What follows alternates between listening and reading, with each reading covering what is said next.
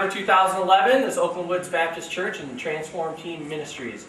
And joining us today is again, the lovely and talented Rachel Tangler and Katie Wright.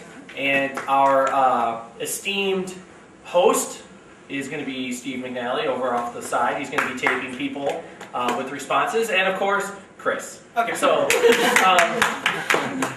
welcome to the show. And for Cheyenne, we're going to have a great show for you tonight.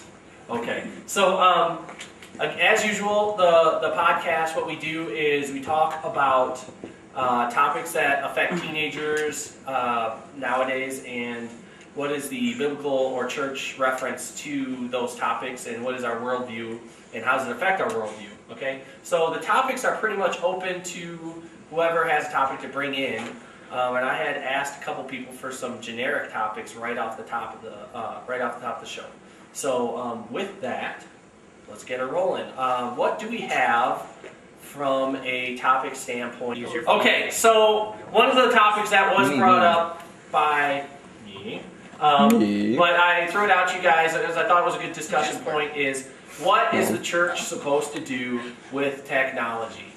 And what I mean by that, there's a couple things and maybe even a couple different issues. We may or may not be able to handle it all, but essentially, like as a youth pastor, what I struggle with is smartphones. Okay, now I have a Bible app on my smartphone, and I have used my Bible app on my smartphone in church. But at the same time, as a youth pastor, I look at my teenagers with their smartphones, and I'm sitting there thinking, are they texting or are they studying the Bible? Okay, so then what does, and that's the same problem for a pastor, okay, who's preaching and you got people on their smartphones. Okay, so what does the church do with that? Or like, you know, ATM, should there be ATMs in the church? Should we have Starbucks in the church? Yes. You know, I mean, these are like technology, and you know, what does the church of the 21st century look like? Wi-Fi. Right? Or is the church way behind in times, or are there specific rules that we should have in place just to guard against that sort of thing? We just got Windows 7. I have an opinion on the smartphones. Okay. If you have to question whether or not someone is going to be texting or surfing the internet or whatever while they're in church, then obviously the community as a whole is not mature enough to handle having that kind of technology at the palm of their hand when you're supposed to be focused on like the Lord and the Word. And I don't know, personally, I think I get a lot more out of like actually flipping through the Bible, like, you know, noticing that, on this day I was here in 2003 or whatever, or you know, this is a passage that really, you know, inspired me, so I underlined it, and that I feel like I get a lot more out of it when I like flip through the pages and see like all the things that I've studied in the past, or all of like the points that hit me in the past, or all the verses and things like that. So I don't know, just like doing a little finger is not as getting as involved with like your. Okay, so even though I don't have a Bible app, like playing around with Josh's Bible app, I feel it's better to have a Bible app on your phone, because your phone you can carry around easier. You don't have to lug around a giant Bible. I carry my Bible everywhere I go. Okay. Anything else? And it's easier to look up something on your phone in a Bible. Okay. Depending on how well there's it's a made. search function, right? If you know what you're looking for, but if you don't, then. Well, you can just look up a specific book on the Bible, and then.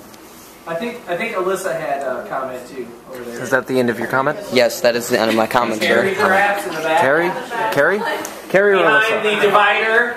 Carrie? Go give You her have a close comment? up. Give her a close up. About the ATMs and the Starbucks and everything, I don't think that's like really appropriate for church, because Starbucks, you can go there after, but it's taking away from like the whole, I don't know, like lesson sort of, when somebody's sipping on their Starbucks in class or in church or something. And then an ATM, you can just stop at a store on your way to wherever you're going. You don't need money for church. Okay, well, let me clarify the two things. And why I brought them up in the first place. One, tithing, right? Okay, so why would you need an ATM at a church? Well, sometimes people forget their checkbooks or forget their cash or whatever, and they can just, hey, oh, I forgot to bring my tithe, or I forgot to bring my offering, so they can hit the ATM and go. Or, like when we have events and youth events, oh, I forgot to get the, you get here with all the hustle and bustle, I forgot to bring the money to send my kid to the youth event. So that's why that. And then Starbucks, from a coffee perspective, we have coffee and donuts. We have refreshments out there. And, as far as I'm concerned, I'm a big fan of coffee because it keeps people awake as opposed to sleeping. So I'd rather have people sleeping, or I'd rather have people sleeping. I'd rather have people sleeping through this podcast. No, That was a good I'd rather have service. I'd rather have people awake, right, and alert. So that's where that whole concept originated. Okay. Alyssa, did you have anything to add to that? About the whole Bible app thing, I think it's nice to have, like when Eric said you have to search something really fast, but also like Katie said, it's nice to have an actual Bible to flip through and maybe find something else, but maybe it just depends on the time and the place. And Cheyenne, did you have anything to add to that? Or My Bible doesn't disappear in the sun. That's a good point. That's a good point. And we live in a cashless society. If we need to have an ATM in the church for the offering or whatever, I don't think it's a problem. I mean, it's not going to take away from the message if we have an ATM. That's it. Okay, so what kind of issues does this bring up? Not good ones. It'll become just a hangout place. Steve. I'm Jenna. I think that with all, if we were to put ATMs and a Starbucks and all these different things, even with more technology and Bible apps and everything, I think if we bring that into the church, yes, it would be more convenient, but looking at it from an outside perspective, that seems a little intimidating.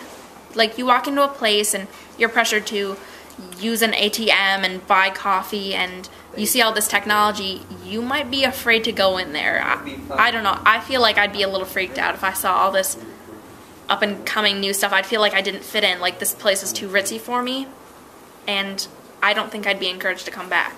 I think it's an excellent point about images. Okay.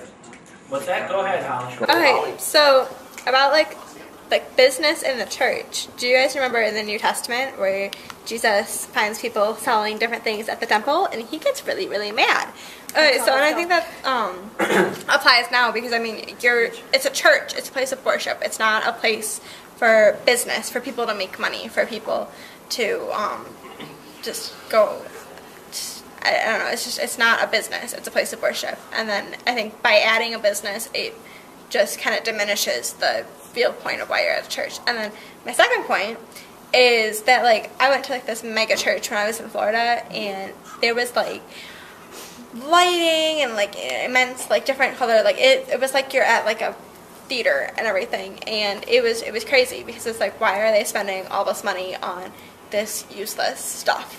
Some of it it's some of it'll help the TV screens, but the voice to music and the sound system, but it's with extravagant lighting and expensive just tons of stuff, it's is it really worth all that money when you could be using that money for something to tell people about Jesus in other countries? Well, okay, I think that there's a line there. You guys bring up some good points. You really do. What do you guys? Can I make a comment to Holly's first point about selling things in the church? You guys all remember the story about Jesus turning the tables over, like Holly said, in the church. I really don't feel we would really benefit from Jesus coming in here and turning the coffee tables over, spilling coffee, and getting sued. And I'm pretty sure that the money we would make from the coffee is not going to cover the legal fees that we need after someone gets hot coffee spilled on them. So I'm not cool with that. So are you saying that we should ban all coffee? No, I'm just saying that We should ban Starbucks. giving it out. Yeah, Okay. the difference between putting it out there and asking for donations and saying, let me give you a tall caramel frappe macchiato, vanilla white chocolate mocha, something with a caramel drizzle on top for $17,000. I'd be willing. I was thinking about the smartphone thing, having the Bible app.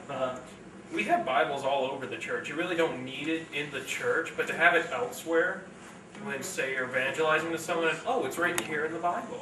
I did that on my phone. Green sheet. Yeah, that's cool. Okay. Pardon? What? Green sheet. Not human. Yeah, I don't think this is some other language you said. I God. say green sheep. Yeah. Green Yeah. sheet. Green sheet. Green sheet. Green sheet. He's got a cheat sheet. He's got a cheat sheet in his Bible. If he would have said cheat sheet, Oh! okay. Maybe this is orange. See, it's not like There's a cheat sheet. Okay, now that's handy and old-fashioned. the ATM and the coffee, though. I don't drink coffee. Okay. I simply don't. All right. Yeah, where do ATM, I we don't get an have orange ATM Julius card. next because I don't Stop drink playing coffee. Hey, I would rather have a DQ than a Starbucks. Well, I think it's strawberry. Actually, no, I think flurry or something of such. I put my through McDonald's my birthday. You know, Okay, Rachel, you got anything? I do actually. What do you got? I got this.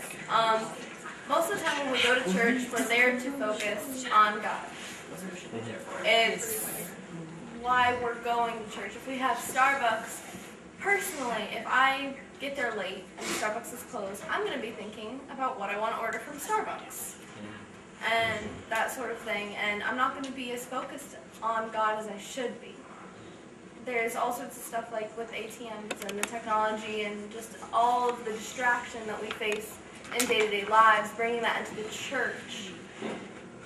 I don't think it's a good idea. I think that it should be weighed, and if the leaders of the church find it to be acceptable and that it would benefit them, then that's great.